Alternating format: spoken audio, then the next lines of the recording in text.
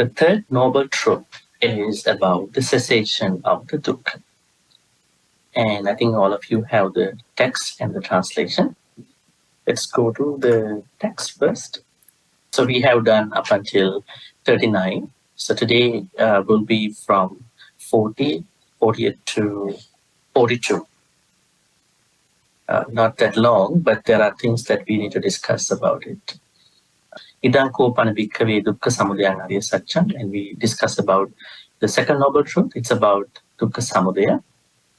Dukkha samudaya is tanha, which leads to rebirth, and which is accompanied by delight and lust, nandi and raga. And the nature is that what you call seeking delight here and there.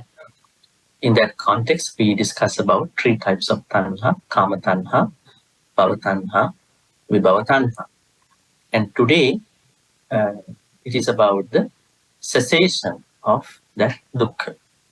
How many contexts can we see about tanha in the text, in the sutta text?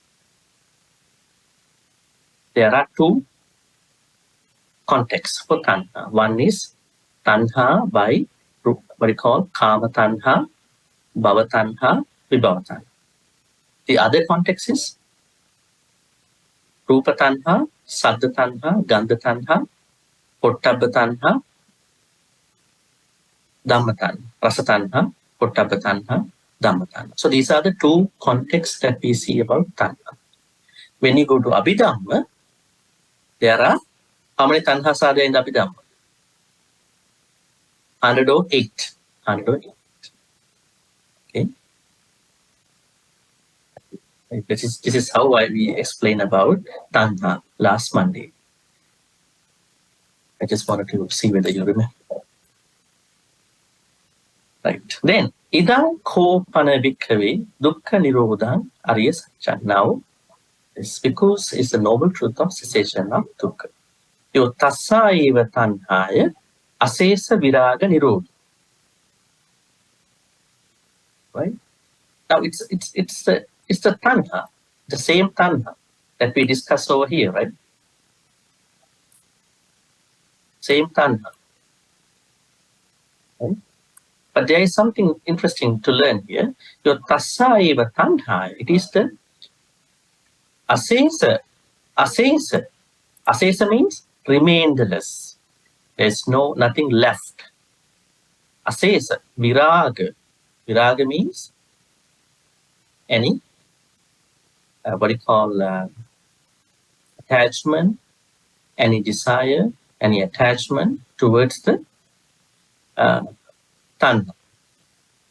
So it is a remainderless fading away. You could say viraga as fading away, nirodha, cessation. So fading away and cessation of the same. Now that means tanha has to be fully eliminated, eradicated. So there shouldn't have any leftover, that tanha. If you have any leftover with tanha, that means you are still in the samsara. You have not achieved the nibbana, right? This is what we understand about asesa viraga nirodha. And then, what are we going to learn here is, there are couple words that we have to understand. These are actions, particular actions that happen when you are trying to eliminate or eradicate, overcome your tanha. Chago, patinissaggo, mutti, analayo. Now here, the purpose is to eliminate or eradicate tanha remainderless. In a remainderless way, that means there shouldn't have any remainder in your tanha. Now, what do we call by remaindering tanha? Like a tanha, sorry, I would say eliminating tanha with some remainder. That means you have not completely finished the path. That means you still have some remainder. Probably you are still a sotapan, maybe even beyond that. Putujjana, an unenlightened person. Maybe you are a Sakadagami, maybe you are an Anagami. So that means you have a remained. It's not asesa, it is sesa. But here when you become an Arahant one day, then you will have to eliminate without remained, asesa, and viraga nirodha, fading away. And in order for you to do it, you have to look at certain actions. Chago, that means giving up of this tanha. Do we find this word in other places, chago?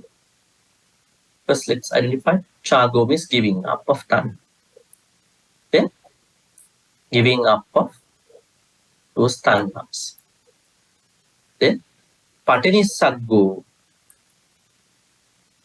means relinquishment of the three tanhas, giving up of three tanhas. Patinissaggo, relinquishment of three tanhas. Then, mutti, freedom from those three tanhas. Then, analayo, not reliance of those three tanhas. So, chago, patinissaggo, mutti, analayo. Chago means giving up. Patinissagga means relinquishment. And mutti means freedom, releasing. And analayo means non-reliance on it. So I think unless we do these actions, we are not giving up, we are not relinquishing, we are not freeing from it, and we are highly relying on tanha. So this is the same tanha that we have to eliminate without a remainder. Now, without a remainder means if you still have some other, I would say, leftover or remainder, then you are not able to fully complete the path. Now, let's talk about some of the Pali words. Chaga. What does chaga mean? Have you ever heard this word before? Chaga. Now, let me ask you, what is chaga? Somebody can answer. What is the context of chaga that you have studied before?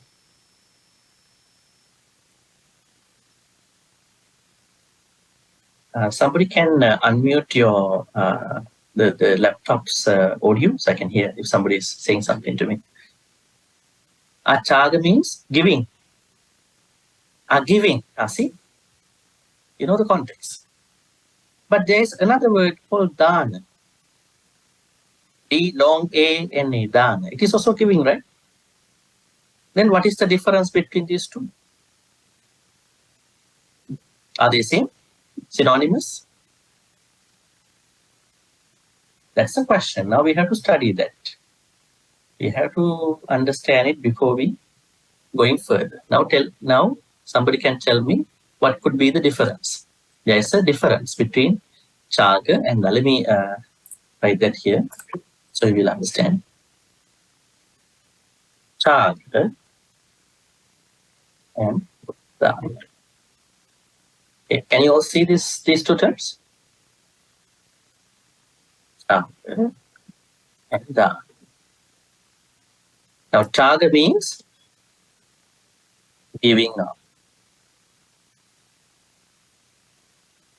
Dana means literal meaning. Chaga means giving up. Dana means giving. That means the way how you do it, your action will take the Pali word. Right? Whenever you offer dana, you could call it chaga. If you give up, that means you must give up something. But you are supposed to give up in your offering. You have to give up lobha, dosa, moha. Then it will become chaga. If you do not give up those three, it will become a simple dana. But dana also has the chaga if you're going to talk it in a broader way. But simply speaking, the literal meaning of the two words is chaga means giving up, dana means giving. All right? That means chaga is the true meaning of dana. The proper way to do a dana is chaga. That is why the Buddha said, even this action can be used to talk about tanha. the process of the elimination of tanha. Chaga of tanha. You have to give up tanha. That's why you can see it here. Chagu. Right? Chagu. Chagu means kama tanha, bhava tanha, bhava tanha. Patinissaggu. Patinissaggu. This is also a word about dana activity. Patinissaggu. Patinissaggu means release. You are not trying to hold. You are not trying to amass, hold. You are not trying to bring things together toward you. You are going to release the proprietorship, ownership,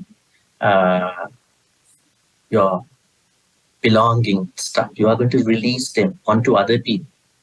Now here, you have the tanha, you give up the tanha, then you give up the ownership of tanha. Do you have to give up what you have in order to get rid of tanha? Not necessarily. It depends. Sometimes you are using, but you don't have craving attached to it. Right? You are mindfully using them.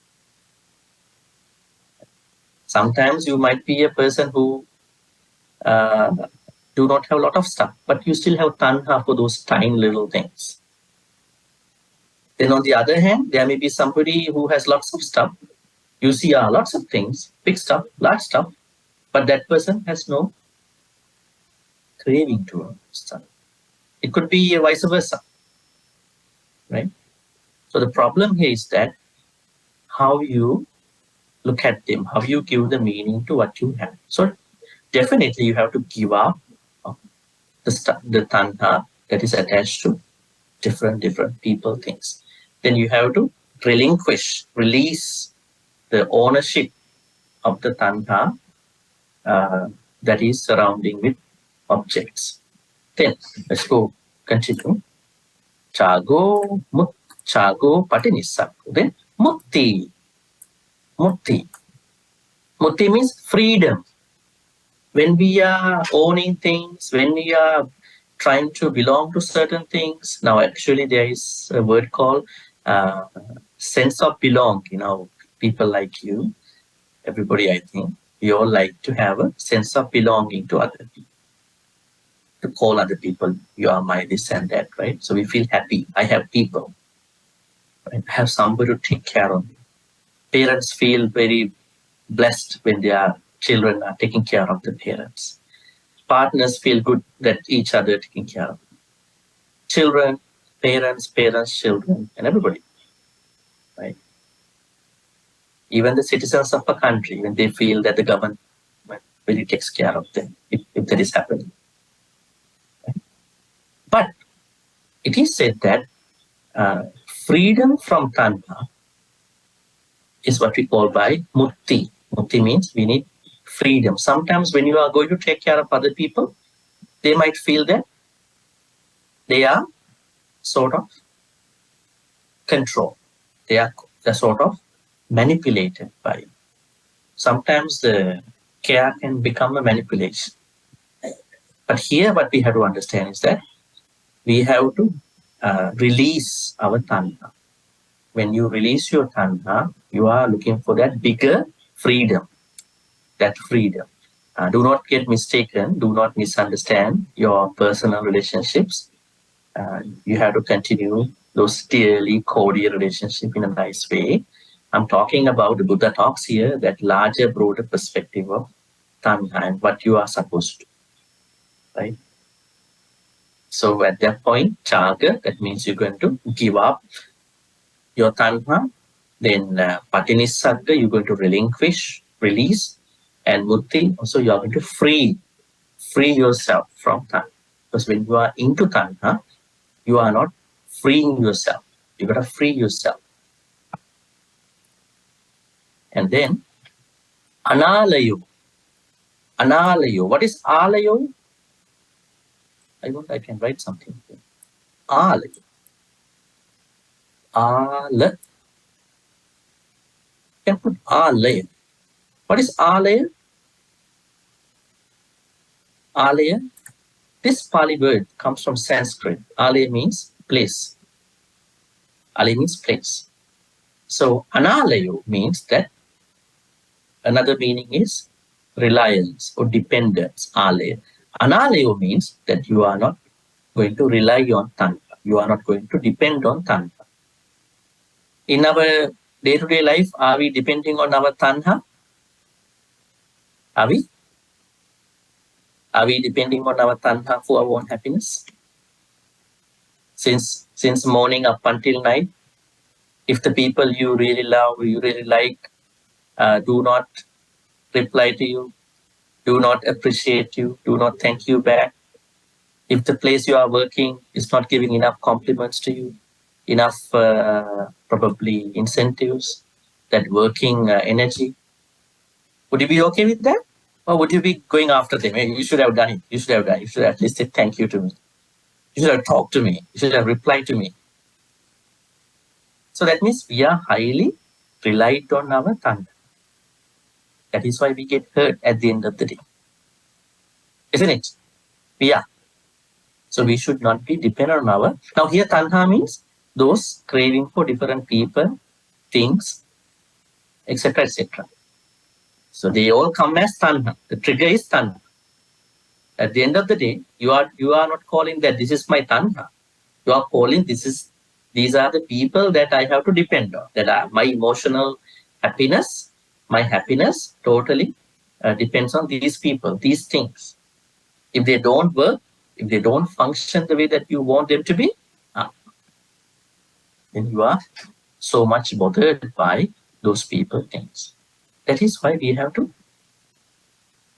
we should not depend on, right? If you are not relying on your tanha, if you are not, because you understand, this is my tanha, I know I have some tanha, but I'm not going to depend on my tanha. That is the higher way of looking at it. You might not be able to get rid of tanha in a day or fortnightly. Might not be easy. But at least you know this is my tanha. So I'm not going to depend on it. That is important. That is the first step to do it. Without going to hit that bigger thing, at least you know what to do. Let's go back again to these words. Chago, giving up of tanha. Padanissaggo, relinquishment of tanha. Mutti, freeing that tanha.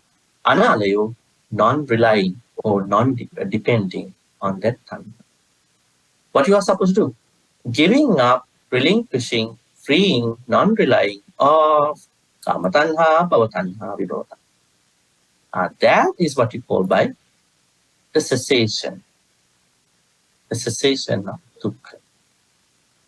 That means our dukkha largely relies on the non-giving up, non-relinquishing, non-freeing, non-relying on tanha. Then you are creating your own happiness. Once again, I have to caution you. It doesn't mean that you have to walk away from your dearly cordial relationships. You are going to maintain them by being mindful and understanding how you're going to look at them in a proper way. You're going to be a good father, you're going to be a good husband, good wife, good partner, good children, whoever. But you understand what is happening, what is going on. All right. So this is the text. Then I'm going to go to any questions before I jump into the notes?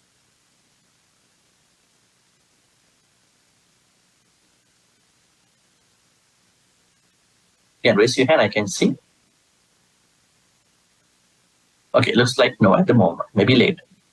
All right. Then we're going to go to the notes.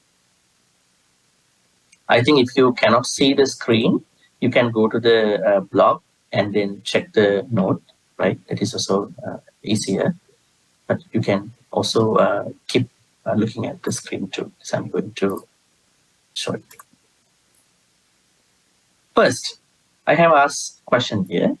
Do we have nibbanic moments in our life? What does it mean? Do we have nibbanic moments, like some of the very rare moments in our life? I call a Nibbanic moment here to an experience, or maybe to a moment where you have least Lobha Dosa Moha. Do you have such moments? Yes, why not? You are not that bad. You are not that evil. None of us. There are moments we are trying, we will be with the least raga, least lobha, least dosa, least moha. Nibbanic moment. We are not hitting Nibbana, but at least we are there. Right? You feel like so serene, so tranquil. My raga has been so reduced, my lobha has been so reduced, my dosa has been so reduced. Moha definitely has been reduced, but not permanently gone, but reduced, superseded, withdrawn for whatever the reason. So I think we have Nibbana.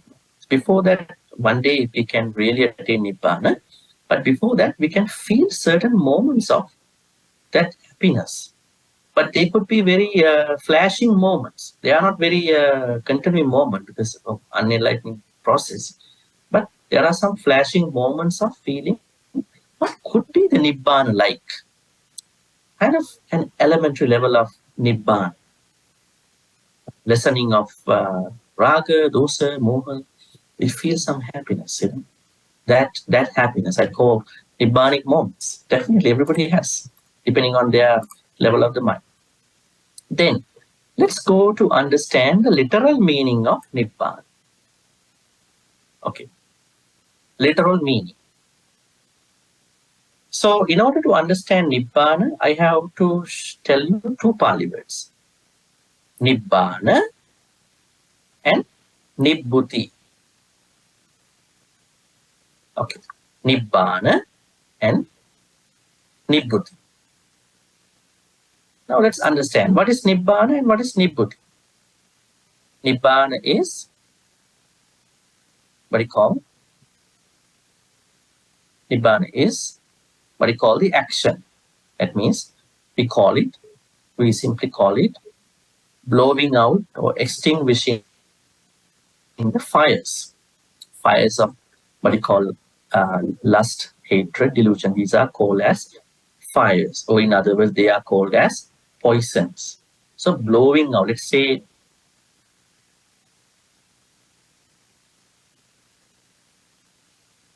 those fires. That is Nibbana, but not yet finished. So we call it Nibbana. Blowing out or extinguishing those main fires. Nibbutī. Nibbutī means this Pali word. You can see it here. Maybe I can write it here. This is Nibbana. The other Pali word is Nibbutī. Nibbutī. Nibbutī means result. This is the result of this one. Nibbana, Nibbutī. Nibbutī means extinguishment. Nibbana, to extinguish. Right?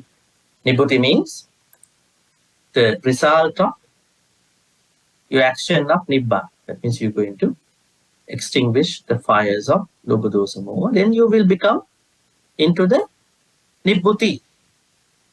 Right? Nibbutī. That one is Nibbana, Nibbana and Nibbutī. Right? Can you remember a story, very famous story, probably to many of you, that when one lady called Kisa Gotami happened to see Prince Siddhartha, she recited a stanza. That stanza has Nibbutī in many places. Let's learn it here. So we'll understand. Kisa Gotami. Nibbuta nona sa amata. Nibbuto nona sopita. Nibbuta nona sa nari. Yassayang idi sopa. Meaning, a mother who had a son like this, Nibbuto nona sopia, a father who had a son like this, like Prince Siddhartha, Nibbutanusa nari, a woman who had a husband like this. Yassa ayang idisopa are certainly being contented. Now, Nibbuta means, another meaning is the perfect content. Or I would say, perfect blowing out, perfect extinguishment. But the word, Pali word Nibbuta has been used. That means at that time, when they refer to the complete, perfect contentment, they use Nibbuta. Right? Now, even today, if you go to the West, in the pop culture, they call Nirvana. For some of the words that they cannot explain. They think this is the highest place. Right? You even have a cemetery over there, Nirvana. Right? So they put it that way, Nirvana. People don't try interpreting what this is all, right? Shangri-La, you know. So the idea is that Nibbuti, the result of this Pali word, means the perfect contentment. It's Nibbana, definitely there, the perfect extinguishment of Ragadosa. Now, Ragadosa mean definitely Tanha. The key thing underlying of Ragadosa Moha is Tan. So, Nibbuta, please understand the difference between Nibbana and Nibbuti. That is what I wanted to tell at the beginning. And if you go to Atanatiya Sutta, a sutta that is being mostly chanted by the monks, you can see this one. Ye chapi nipputa loke yatha bhutam vipassina. So, those who have attained Nibbana in the world, they have already have vipassana. Yatha bhutam vipassana. Nibbuta. Nibbuta means the result of Nibbana. So when you have it, you definitely have the vipassana. Another meaning, as you can see here, Vana, derived from the root of Va, which means to blow. Same meaning. Nirvana then means to blow out, extinguish. Right. Okay. First area that we are discussing is what is Nibbana? Now we all discuss about Nibbana. What is Nibbana? Idang kopana bhikkave Dukkhanirodhaṁ ariyasaccaṁ yotassā eva tanhāya sesa viraga nirodho chago patinissago mutti anāve. This is Nibbana. Now I would like to ask from you, what is Nibbana? Tell me according to the Dhammacakkapavatthana Sutta. What is Nibbana? It is the remainderless fading away and the ceasing of the tanha by ways of chaga, patinissagga, mutti, anāve. That is done. Sorry, Nibbana. Nibbana is the remainderless fading away and ceasing of the tanha by ways of chaga, patinissagga, mutti, anāve. That is Nibbana. That means, in order for you to get rid of tanha, you must practice chaga, patinissagga, mutti, anāve. These actions. That is what we understand by Dhammacakkapavatthana Sutta. But are there any other meanings of what is Nibbana? In your own way, we can discuss that. Anybody else here who would have a different interpretation of any Buddhist text? Oh, this is the same understanding you have about what Nibbana is. This is the Buddha's way. This is how the Buddha explained about what Nibbana is. All right. Let's get into the notes. The extinction of the three fires.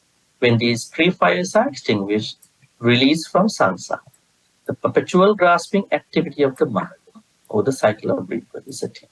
You can see that once you blow out the three fires, then what will happen there? You are releasing from samsara. I think that one we had discussed about.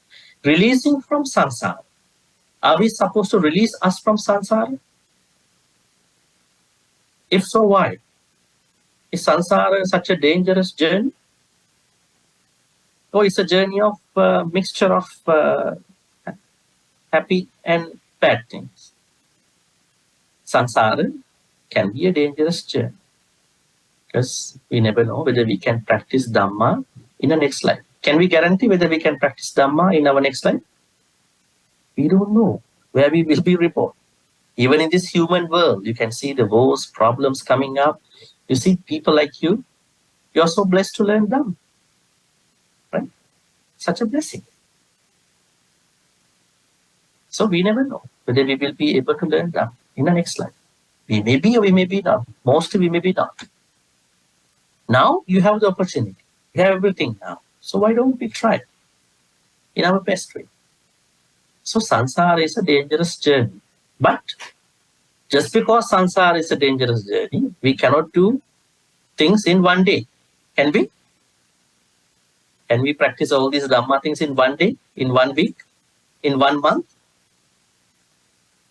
You can't do that. That is a futile effort. So we take time. But we should take a quality time under the proper right instructions. Right? Otherwise, you will end up with a crash course. You go to a crash course to learn all that, and you will be crashed. The course will be crashed. Everybody will be crashed. Right? That's why we should take time. We should take time, and then slowly be learning things, and then we are going to practice in the best possible way. That is Nibbana. Definitely, we are supposed to release us from samsara. Nibbana is the goal of the Noble Eightfold Path. This one we have to discuss because the next noble truth is the Noble Eightfold Path. Actually, we have discussed already. I don't want to discuss that a lot. The Noble Eightfold Path. Now tell me, where can we see Nibbana in the Noble Eightfold Path? We have discussed that many times. Where is Nibbana? We have 8 path factors in the Noble Eightfold Path. Samma Ditti, Samma Sankappa, Samma Vaca, Samma Kammanta, Samma Ajiva, Samma Vayama, Samma Samadhi. Now where does Nibbana rise? Where is Nibbana here? In the path. Where is Nibbana? Now let's say somebody practices from 1st to the 8th, and somewhere in the journey practice simultaneously all together. But where is Nibbana? Where is Nibbana supposed to arise? Where you will be attaining Nibbana in the path? I discuss it at the level of Samma Samadhi. When you have the perfect Samadhi, right Samadhi, concentration, wisdom arises naturally. What is it? Nibbana. It arises naturally. It swells out of the right concentration. Wisdom does not arise in any other ways. Wisdom means panya.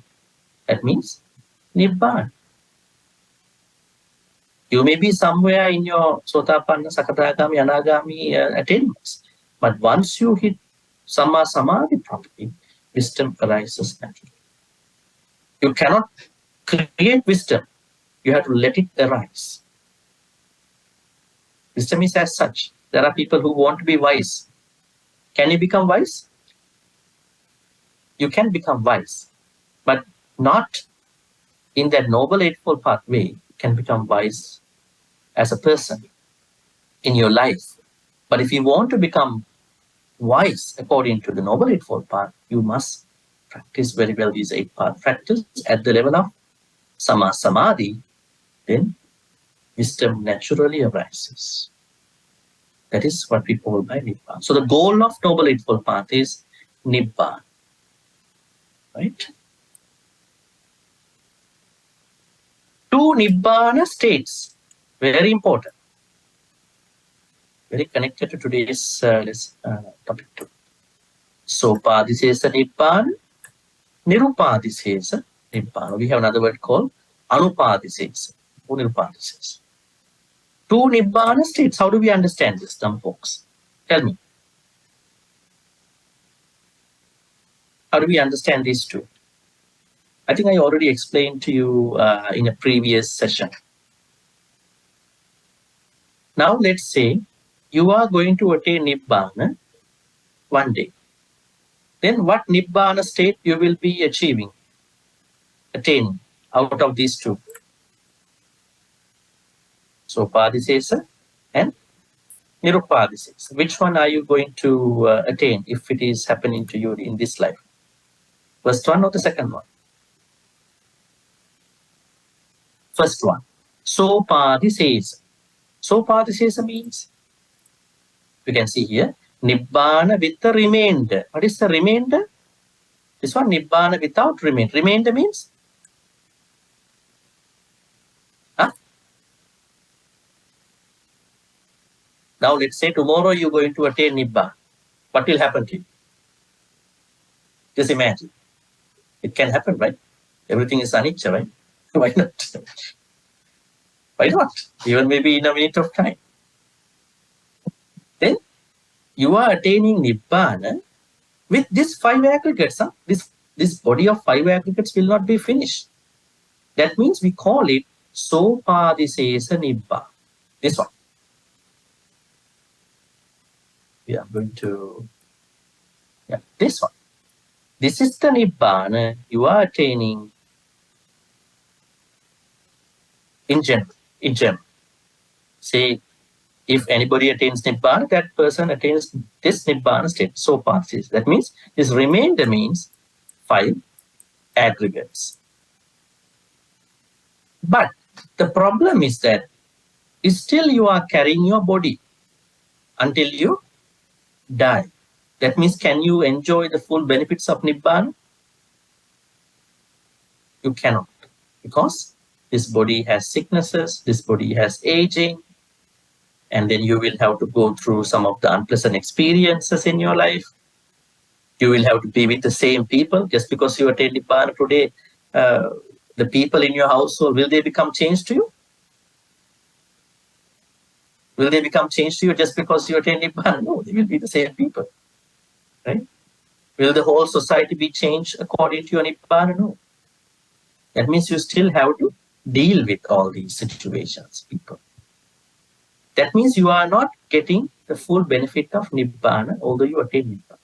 Then one day, when you pass away, we call it the second state of Nibbana. There are 2 states of Nibbana. Sopadisesa, then Nirupadisesa. Then your 5 aggregates body also will finish. Then you are attaining the Nirupadisesa Nibbana also. Then Sopadisesa, Nirupadisesa. Full state of full-fledged Nibbana. That is very interesting actually.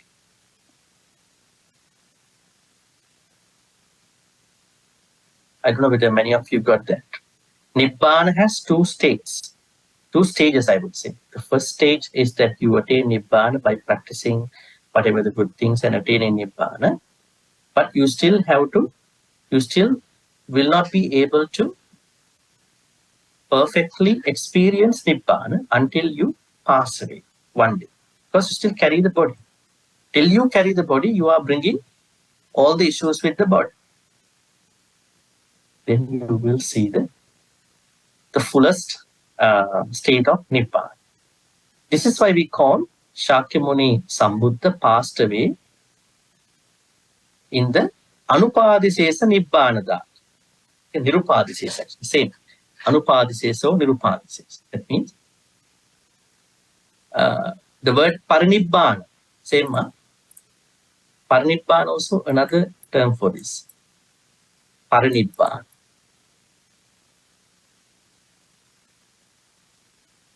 This is another word for Nirupadisesa. Here you can see Nibbana also. Right?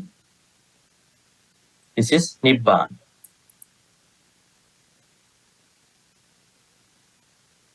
Then Nibbana is Sopadisesa, but then Nirupadisesa means Parinibbana. So Nibbana plus Parinibbana equal to the full state of your Nibbana. That means that particular Arahant has to pass away to fully experience. He might not experience after the passing away. But in order to look at that, he or she is not taking up samsara back again. He or she can feel ahead of the time that this is what is going to happen to me one day. When I pass away, there's nothing. No Gandhabba is going to another body. No karma is going to another body. And my physical body is decomposed, finished, and my Nibbana is complete. This is what we learn there. This is very interesting. The next area. Nibbana and Vimutti. This is another very famous word because Vimutti is a word that you see in Pali as liberation or freedom. Now in Buddhism, in the Buddhist text, we see how are we to understand the word called Vimutti. Now Vimutti means another synonym to Nibbana. So we have to understand what it is. This is similar to moksha in Sanskrit. Moksha. I think you might have heard this word, moksha. The moksha of Hindus, moksha of Jains. That means liberation or freedom. So this Pali word learn how does someone attain Nibbana? What is the nature of their Nibbana? There are three types of people who attain Nibbana. The way how they practice the certain Dhamma things and how they achieve. The first type of people we call it Cheto Vimutti. The second person is called Panya Vimutti. Third person we call Ubato Bhaga Vimutti. Cheto, Panya, Ubato Bhaga. Now let me tell you in short. You might probably be confused what these are. Now, there are some people who attain Nibbana by releasing their mind. Now, until we attain Nibbana, what are we supposed to do? We have to base on an object. When you meditate, what are you going to do? Tell me. When you meditate, when you do your anapanasati, when you do your loving kindness, what are you normally doing with that meditation? What is the process? Nature. You are picking out one object and thinking about it, right? Anapanasati, you are watching your own breath. There's an object. Metta meditation, we have objects, people, things, right? Then when you do any meditation, you have an object. Why we are picking out objects? That is the way how we can tranquilize or calm our mind. When you are particularly focused on the object in a holistic, wholesome way. Even you can become evil by focusing on an object. That is also easy. When somebody is angry with somebody else, when somebody is irritated about somebody else or things, they will also respond in the bad. But in order for you to calm your mind, you will have to pick out an object. But one day you will understand mind is also a problem to you. Because of the mind, everything is happening.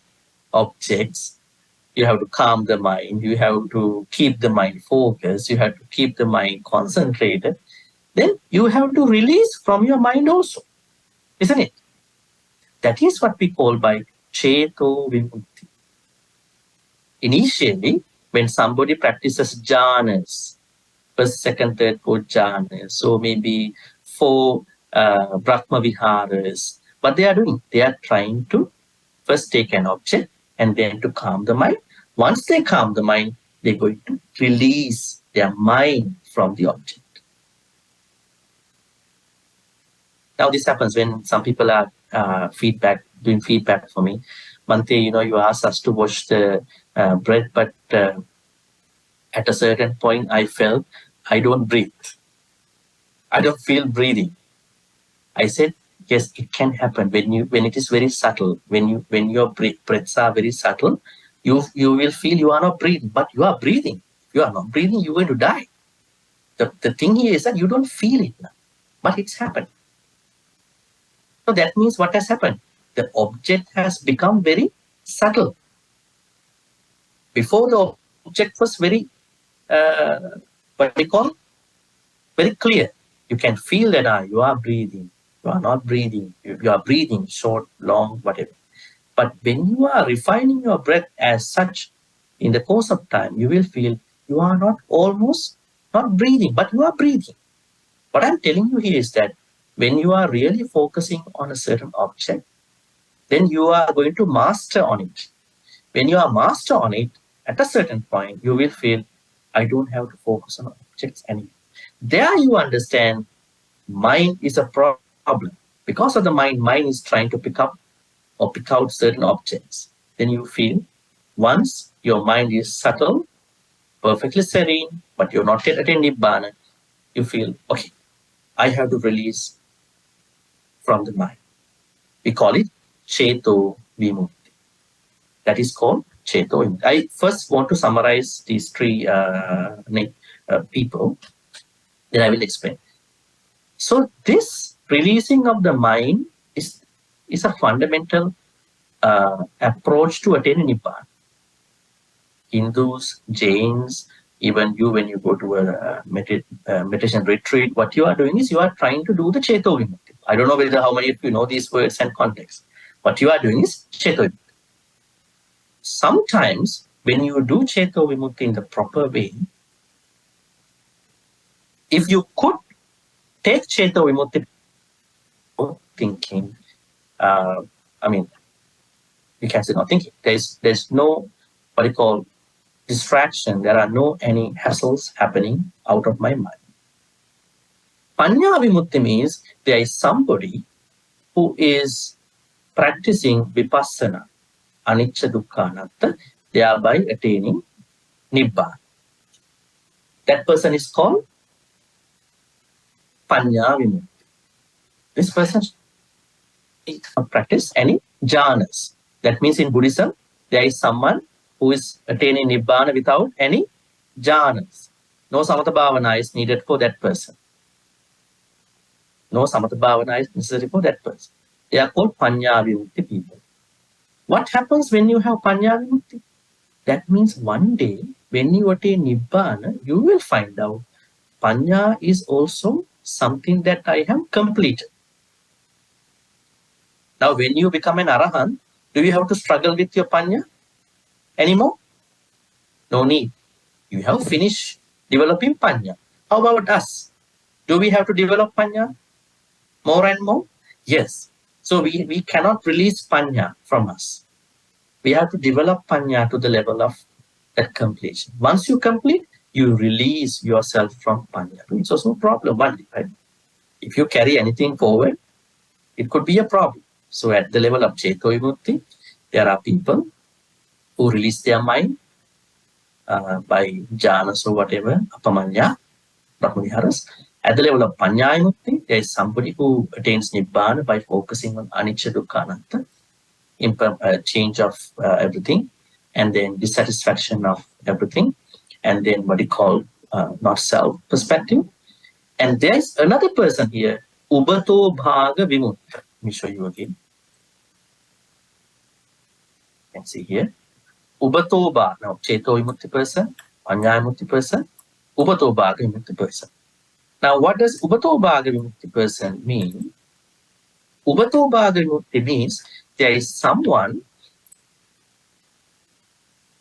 who is doing the both, who is doing both Cheto Vimukti and Panya Vimukti.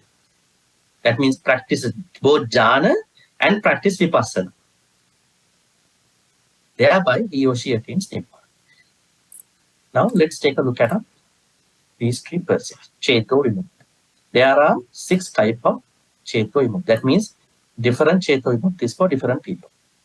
Adukha Masukha Cheto Vimukti. Neutral liberation of the mind. What does it mean? This is what you call by the Cheto Vimukti you may earn by practicing jhanas. First, second, third, fourth jhanas. This is called the first Cheto Vimukti. Second Cheto Vimukti, Brahma Vihara, immeasurable liberation of the mind. That means appamanya. When you practice metta, karuna, mudita, upekka for a certain time, if you are mastering on it, if you master your metta, if you master on karuna, if you master on mudita and upekka, you will attain a sort of cheto vimukti. We call it a different cheto vimukti. Here, appamanya cheto. This one is a little different. Unshakable liberation of the mind. Akuppa cheto vimukti. It is only relevant to the arahants, Pacceka Buddhas and Sammas. Akuppa, unshakable. I think we found this one in the Dhammacakkapavatthana. You can go check it. Akuppa. Akuppa means their cheto vimukti is unshakable. Now these first two cheto vimukti are shakable, because once you expire from your jhana, you will become the same person back again. So your cheto vimukti will be gone. But you have it for some temporary time. Let's say you release your mind for a couple hours in a retreat. You release your mind in the morning, but then again you are not able to release your mind. Then you practice metta, karuna, mudita, upekka during the day, maybe during a retreat. But once you come up, once you leave the place, you might lose your levels of Brahma Vihara. Then your Cheto Vimukti also will fall away. But Akuppa means the Cheto Vimukti and Arahant, Pacceka Buddha, Samma Sambuddha creates. So their release of the mind is very, unshakable. Call it Akuppa. These are also certain small Cheto Vimuktis. Liberation of the mind through nothingness. This is one of the Arupa jhanas. Liberation of the mind through emptiness, Shunyata. Liberation of the mind through signless, Animitta. So what you need to understand is Cheto Vimukti is one way to attain peace. But there are certain individuals out of Cheto Vimukti who will go to Panya Vimukti and then attain Nibbana. But Cheto Vimukti is simply the nature of someone who is trying to attain certain jhanas. Then, if you are able to get into the second level, here Panya Vimukti, it is the final release from dukkha and the end of rebirth, attained through the practice of insight vipassana. For example, an arahant who is liberated by wisdom, or Samma Sambuddha, or Pacceka Buddha, liberated by wisdom, has realized the Four Noble Truths of universal dukkha, origin of dukkha, cessation of dukkha, and the path leading to the cessation of dukkha through the practice of insight meditation. That means Panya Bhakti, and has totally eradicated all the mental asanas. However, in terms of concentration meditation samadhi, they would only develop one or more of the four fine material deep absorption states and will not go to develop any of the former states. That means any Samma Sambuddha, Arahant, or Pacceka Buddha who only practices Panya Vimukti perspective, they will not rely on the Arupa jhanas. They only practice Vipassana. Now, Vipassana here means Anicca Dukkha Anatta perspective of everything in this universe. You can see then I'm quoting a sutta here, Vijja Bhagya Sutta, Anguttara Nikaya 2.32. Let's read a little bit here. Dveme Bhikkave Dhamma Vijja Bhagya Katameti Samatot Vipassana. These two qualities have a share in clear knowing, which to Samatha and Vipassana. Samato Bhikkave Bhavito Katang Anubhuti, Chittang Bhaviyati, Chittam Bhavitatang Kang Attang Anubhuti. Your rago so pahi. When tranquility or samatha is developed, what purpose does it serve? The mind is developed, thoughts, and when the mind is developed, what purpose does it serve? Raga is abandoned. Right? When you practice samatha meditation, your raga, your lust will be abandoned. Please withdrawn for a shorter time. Then, When insight, panya, is developed, what purpose does it serve? Panya is developed. When the panya is developed, what purpose is served? Ignorance is abandoned. You can see vipassana bhikkhave bhavita kang attang anubhoti. Panya bhavi yati panya bhavitang kang attang anubhoti. Ya avicca sa pahiya. Now this is a very important statement. Defiled by passion, raga, the mind is not released. That means, let me ask you, why we cannot release our mind? Because our mind, we are highly inspired by raga. That is why we cannot release the mind. So if you want to release the mind, you're going to practice some samatha. At the same time, you can practice Brahma Vihara, whatever. Actually, now you might be confused with regard to our Noble Eightfold Path teaching. I said there is no samatha vipassana separate. Actually, yes. Samatha vipassana are part of the satipatthana. There are times they were taken out and explained like this, but they are part of the satipatthanas. Under the four satipatthana. So here, what you have to understand is, when you are practicing samatha meditation, maybe Brahma Vihara meditation, what you are doing is that you are trying to overcome your lust. But when you are practicing vipassana, I would say panya, what you are doing is that you are going to overcome your avijja. That means raga viraga, avijja viraga. That is what we are going to learn here. You can see here. Raga viraga, avijja viraga. Defiled by passion, the mind is not released. Defiled by ignorance, wisdom does not develop. That means when you don't have ceto vimutti, your mind is not released. When you don't have panya vimutti, your panya also does not develop. Thus, from the fading of passion is there wisdom release. From the fading of ignorance is there wisdom release. This should be fading of passion. Is there mind release actually? Should be mind release. And from the fading of ignorance is there wisdom release. You can see. Itiko bhikkhave raga viraga ceto vimutti avijja viraga panya vimutti. That means we need to understand how to release the mind, how to release our panya. How can we release our mind? By overcoming our lust. That is what you do in your samatha meditation and your Brahma Vihara meditation. Metta, Karuna, Metta, Upekka.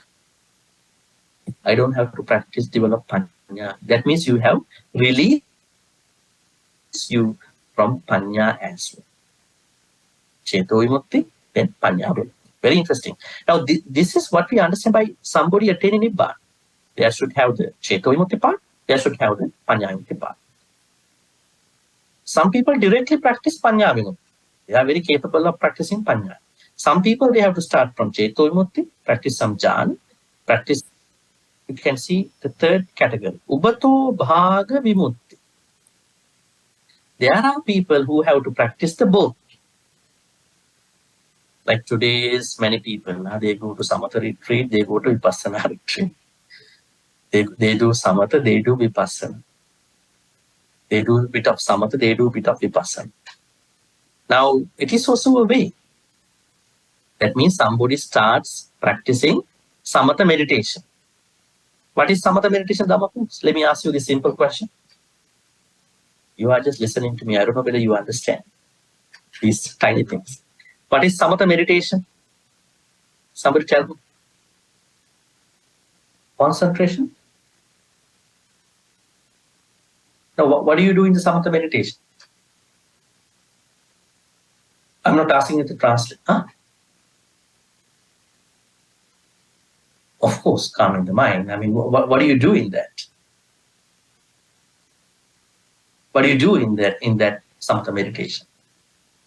Definitely, we have to focus on an object. Definitely, calm. We have to calm the mind. Definitely, we have to pick out an object. I'm asking, what are you doing in there?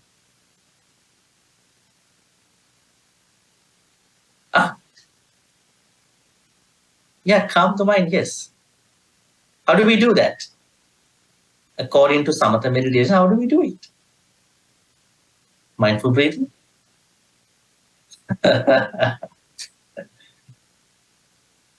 Samatha means overcoming 5 hindrances. This is samatha meditation. This is the purpose of samatha meditation. In order for you to be calm, you must withdraw yourself from 5 hindrances. Make sense? What are the 5 hindrances? Kamachanda, Vyapada, Teenamidda, Uddhacca, Kucca, Vichikicha. You are going to withdraw yourself from these 5, at least temporarily. Then your mind will be calm. Now I ask all of you that thing. All right? So now there are people who do this, who start with this samatha practice. That means they are doing the Cheto Vimutti part. First one, Cheto Vimutti part. They are going to release their mind by practicing samatha. That means they are going to overcome 5 hindrances as much as possible. Then they also practice vipassana. They're also going to see everything as it is. Or they're also going to see how things come to be. How Panchakanda rises, how Panchakanda stayed, how Panchakanda perishes. Right? All these changes. Then samatha, vipassana together. Then attain nibbana. They have the jhana practice. They have vipassana. We call them as ubato bhaga vimutti. Release from both jhanas and both panna. 3 types of people. This is connected to nibbana. Why? That means not everybody is going to attain nibbana in one way. You may be a Cheto Vimutti person. You may be a Cheto Vimutti and Panya Vimutti person. You may be Cheto Vimutti, Panya Vimutti person at the same time.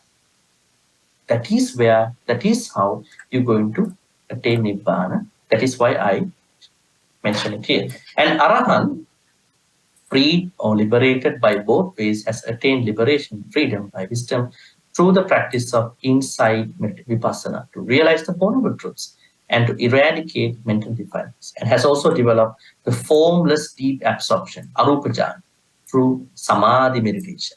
That means they practice both samatha and vipassana together and become ubatopada.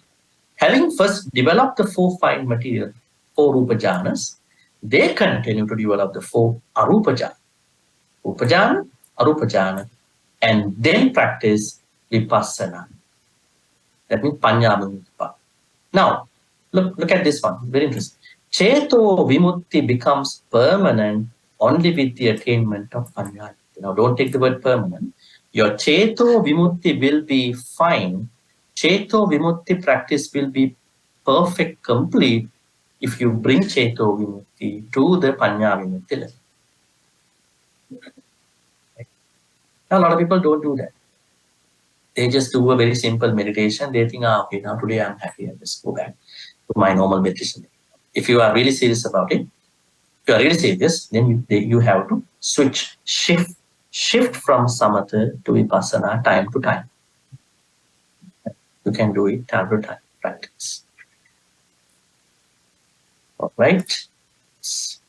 Yeah, a couple more. So we're going to be a little bit brief as short as I can.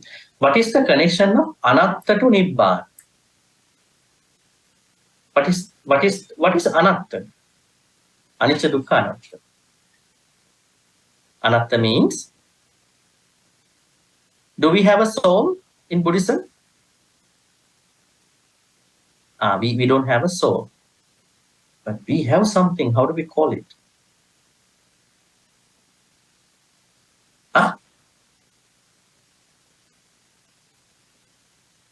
I mean, the English word soul is a word used to identify sansaric people. You know, in English they say our souls become, this and that. Kind of continuing thing. So Panchakanda you have to finish and then take another Panchakanda. So what could be an equivalent word for soul in Buddhism? You don't have a soul.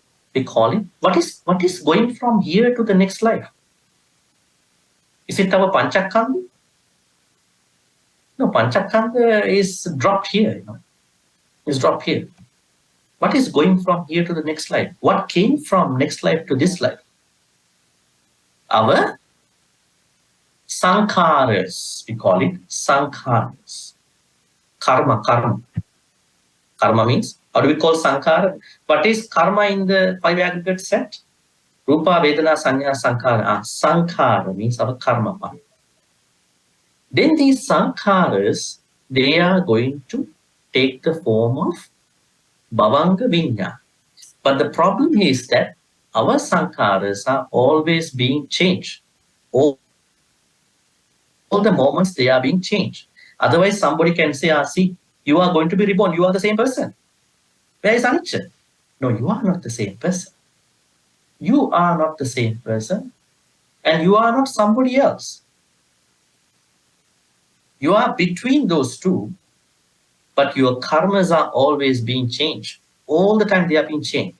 So what you're going to say is that an entity that is always being changed came from last life to this life, and going from this life to the next life, and from that life to the other life. This entity is always being changed. Always being changed. So it is friendly with the anicca concept, dukkha concept, perspective. Anatta means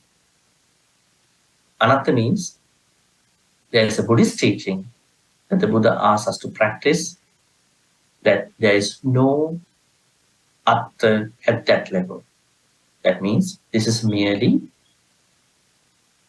a bunch of 5 aggregates, maybe 12 ayatanas, 18 elements. But atta exists at the conventional level. Now do we call people like, you are also panchakkanda, you are also panchakkanda, I'm also panchakkanda? Do we call like that? Can we call like that? You're going to be very rude and mean to other people. You don't do that. Okay, there is Anne, there is Jacob, there is Louis. We respectfully call people like that. That means atta exists at the conventional level. But the ultimate level, we understand, Buddha says, there's another version to use, that is, there is no atta if you take it this way. Because what we see is not that person, it is a combination of the 5 aggregates. Then we understand there is anatta, right? There is anatta. Now, this is a very interesting concept if you really want to become happy.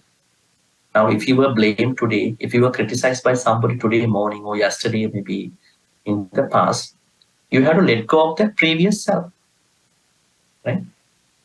Not you were blamed, your previous self was blamed. Now you are a new self at this point. But unfortunately, a lot of people forget about it. I was blamed. How come you blame me? I've been doing a lot of good things, right?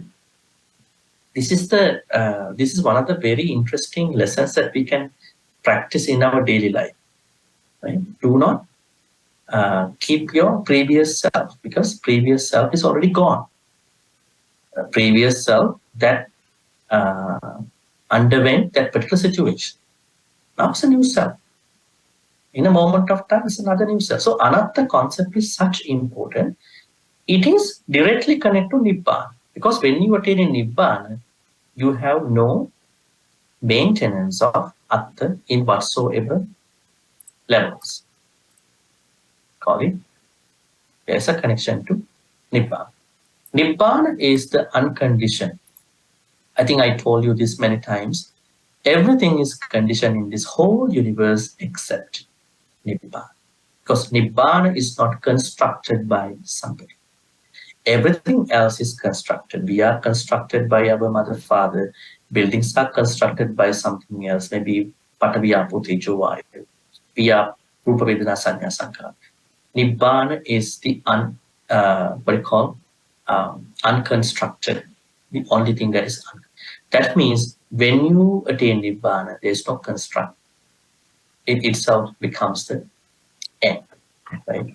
Asankhara, we call it asankhara. Nirodha Samapatti. What is Nirodha Samapatti, folks? It is a certain jhana. It's a Buddhist jhana. We call the 9 jhana, actually. In order to understand Nirodha Samapatti, I would tell you this way. There are some arahants, maybe some Samma Sambuddhas or Pacceka Buddhas, they sometimes come up with a feeling. They want to feel the happiness of Nibbana when they pass away. Like when they face the second state of Nibbana. What is it? Nirupadisesa Nibbana. So what they are doing? They are going out of the city, maybe to a calm place, remote place, and they are practicing this Nirodha Samadhi. Another word for this is Sanya Vedaita Nirodha. They want to temporarily withdraw their Sanya and feelings, perceptions and feelings. Can we do that? Can we temporarily withdraw our perceptions and feelings? We can't do it. But those arahants, Pacceka Buddhas, Samma Sambuddhas, they can do, because they want to feel when they spend 1 week of time like that, without perceptions. Now, same perceptions are in the Panchakhanda. Feelings, they will feel, this is what is going to happen to us when we pass away one day. So this is a very interesting. What is happening to people, what is happening to somebody who attained Nibbana? What is happening to someone who became an Arahant, Pacceka Buddha, Samma Sambuddha, is the state of mind when someone is into Nirodha Samadhi. So it's highly connected to the Nibbana.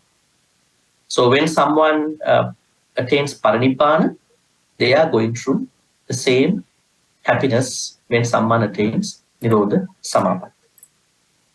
Finally, the nature of Nibbana. How many of you can remember this Pali stanza?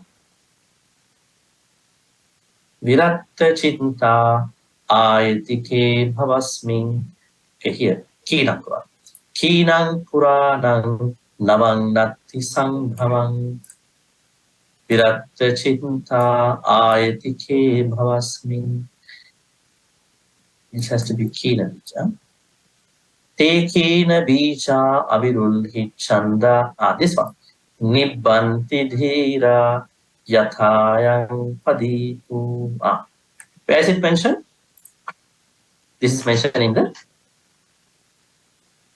Which sutta is giving this stanza?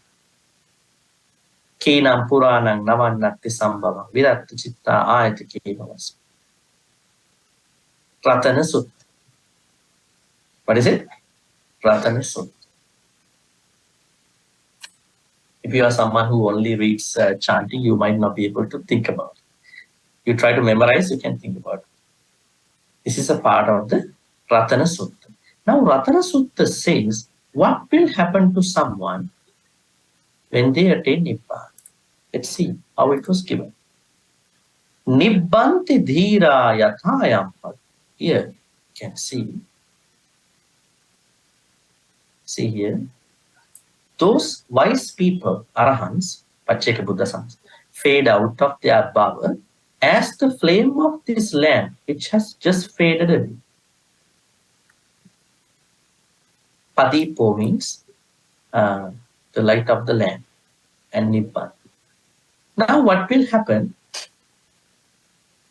How do we call when the light of the lamp goes off? Can we say the light of the lamp went to this direction, that direction, this direction? You can find it here, there. You cannot point out the direction of the light of the lamp which went. In the same way, if you are concerned about what will happen to you, definitely you are attaining Paranibbana. Once you attain Nibbana, one day when you pass away, you are becoming somebody whose life is going to be what will happen to the same thing, what will happen to the light of the lamp. Can't pinpoint that entity. Entity is fully deconstructed. There is no more entity. You are not creating any more entity. That is what we understand by the nature of Nibbana here.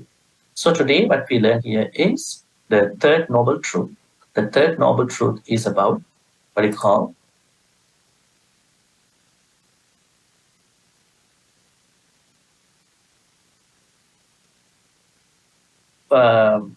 introduction to the next one next Monday, but not going to do the Noble Eightfold Path because we already discussed it. And then moving on to the Tiparivatta and Dvadasakhara next week.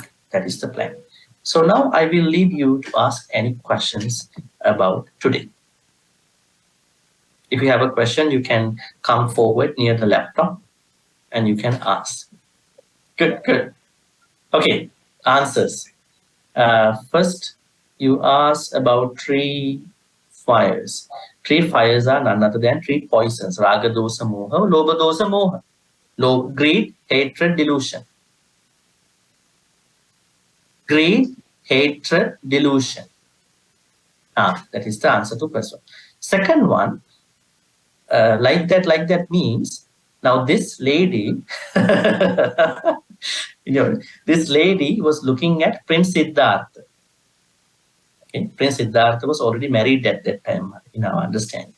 So she looked at this man and felt immediately kind of a happiness. So the mother who owns this son, the father who owns this son, the wife who owns this husband should be very happy. That happiness is related to Nibbutthi, the Pali word Nibbutthi. We call Nibbutthi to be the state of Nibbana. But at that time, they also used to say I would say, satisfaction perspective, maybe contentment perspective. Like that means that content. Yeah, at the time of the Buddha, a lot of people, they attain Nibbana by listening to a Dhamma talk. And then, yes, Panya Vimukti. Definitely. They didn't have enough time to practice Samatha. So immediately, they were able to look at everything through Anicca Dukkha. They just attained Nibbana. Panya Vimukti people. Panya Vimukti people. But that is why I am telling you, there are different people. Some people have to practice jhanas, meditation. Those samatha meditation. Some people just practice vipassana. Some people have to practice the both. So the ability, or maybe I would say, the true way that you need to practice this Nibbana path depends on your individual character. So you may be someone who might need to practice samatha at the beginning, or you may be already wise enough to go to vipassana, or you may be someone who has to practice the both at the same time. How do you know that? You have to consult a good teacher. That teacher will do a personal assessment about you, your way of thinking, what you think, and how your activity is being done, and then the teacher will tell you. But for the moment, please understand, not everybody attains Nibbana in the same way. Now you mentioned about the listening to the Dhamma, then you should be a Panya Vimukti person to become so. Other people will become Cheto Vimukti. Or many people will become both Cheto Vimukti and Panya Vimukti. So that really. So finally, what is happening is that you are releasing you from your own mind, because we have to release from our mind. What are a lot of people saying?